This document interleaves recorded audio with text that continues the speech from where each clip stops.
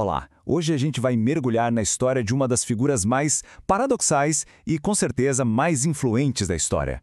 Paulo de Tarso, um homem cuja jornada pessoal não só mudou a própria vida, mas acabou redesenhando o mapa de toda a civilização ocidental. E a pergunta que vai guiar a gente é essa aqui, ó.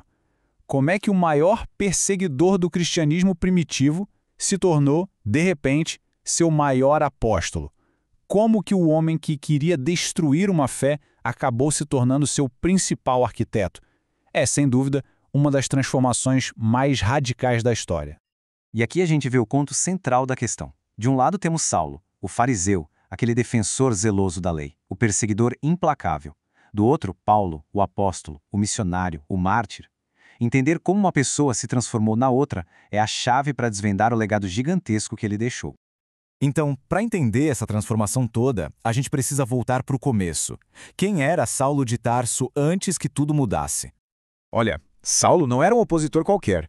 Não, ele tinha um currículo e tanto. Cidadão romano, educado em Jerusalém por ninguém menos que Gamaliel, um dos maiores mestres do judaísmo. E a perseguição dele não era algo passivo, sabe? Era uma missão de vida. Ele caçava ativamente os seguidores de Jesus, convencido de que estava defendendo a fé com um zelo impressionante. Mas aí, numa única viagem, tudo mudou. Um momento, ali na estrada para Damasco, se tornaria um dos pontos de virada mais dramáticos e impactantes da história. A caminho de Damasco, com a missão de prender mais cristãos, Saulo é derrubado por uma experiência que redefine tudo. Uma luz o cega, ele ouve a voz de Jesus e passa 3 dias na escuridão. E aí um discípulo chamado Ananias o cura e o batiza. Isso não foi uma simples mudança de ideia, né? Foi uma reconstrução completa da identidade e do propósito dele.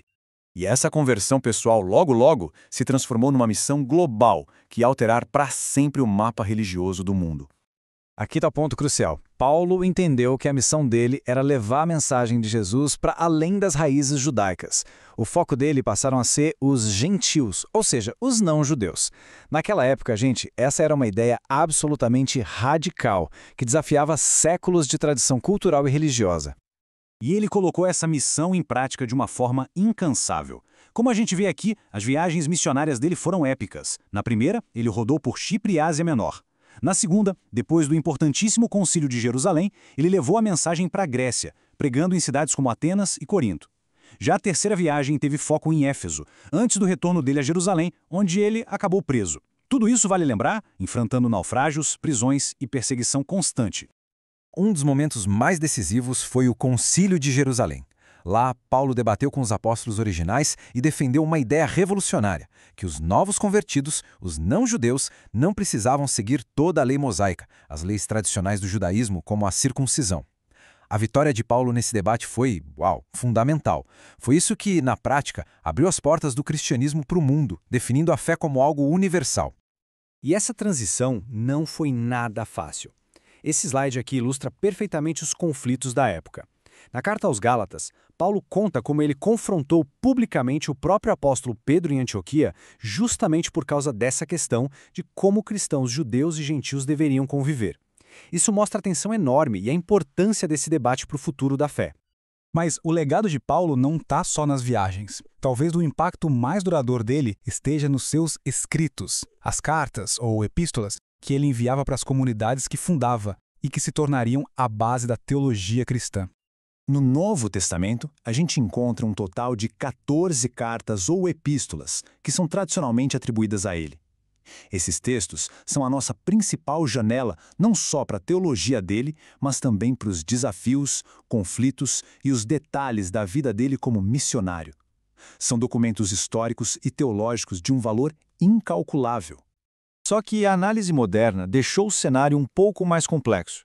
Como esse gráfico mostra, a maioria dos estudiosos hoje concorda que 7 dessas cartas são de fato do Paulo. A autoria de várias outras é bem debatida, com base em diferenças de estilo, vocabulário e teologia. Isso sugere que algumas podem ter sido escritas pelos discípulos dele, o que muda um pouco a forma como a gente entende o desenvolvimento do pensamento paulino naquela igreja primitiva. E foi nessas cartas que Paulo articulou as doutrinas que se tornariam a espinha dorsal do cristianismo. Foi ele que desenvolveu a ideia de redenção pela fé em Jesus, que redefiniu a relação dos crentes com a lei judaica e que expressou uma forte crença no retorno iminente de Cristo, moldando a esperança cristã por milênios. E o impacto de Paulo vai muito além da teologia, viu? O pensamento dele influenciou profundamente a filosofia ocidental, desde Agostinho, cujas ideias sobre graça e pecado são super paulinas, até Martinho Lutero, cuja reforma protestante foi, em essência, uma redescoberta da doutrina de Paulo da justificação apenas pela fé. Mas a história não para por aí. Mesmo hoje, Paulo continua sendo uma figura de intenso debate acadêmico e crítico, tão complexo quanto influente. A narrativa tradicional é constantemente desafiada. Por exemplo, alguns historiadores defendem que existia um conflito muito mais profundo entre Paulo e os apóstolos originais de Jerusalém do que os textos deixam parecer. Outros, de forma ainda mais radical, chegam a sugerir que Paulo basicamente inventou o cristianismo como a gente conhece, misturando a mensagem de Jesus com ideias do misticismo e do gnosticismo. E essa visão crítica não é nova. Até Thomas Jefferson o descreveu como o primeiro a corromper as doutrinas de Jesus. E assim, a gente chega na questão final. Seria Paulo o maior dos apóstolos? Um inovador religioso genial? Ou, como dizem os críticos, um corruptor da mensagem original? Bom, independentemente da resposta, uma coisa é certa. Poucos indivíduos na história tiveram um impacto tão profundo e duradouro. A sombra de Paulo de Tarso ainda se projeta sobre o nosso mundo, nos convidando a continuar debatendo seu legado.